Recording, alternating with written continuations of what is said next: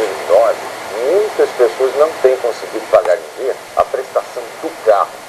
Gente que se animou no ano passado com aquelas mensalidades a perder de vista. Era para ser só alegria, mas está virando um pesadelo. Silvana fez um financiamento de 36 prestações e agora assume. Não consegue mais pagar as parcelas em dia. Uma de R$ 900 já venceu.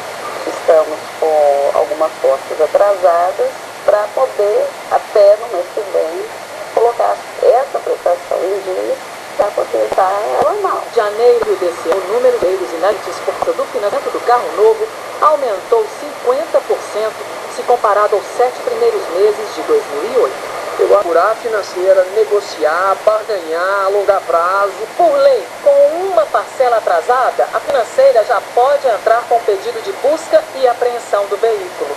Geralmente, as empresas esperam até 3 meses. A partir daí, pegam dados para dar a inadimplência, começam a compra, alerta o economista. O consumidor deve ficar atento ao prazo. Quanto mais longo, mais tentador e mais arriscado. Não assuma um financiamento se não tiver uma reserva equivalente a pelo menos 3 parcelas.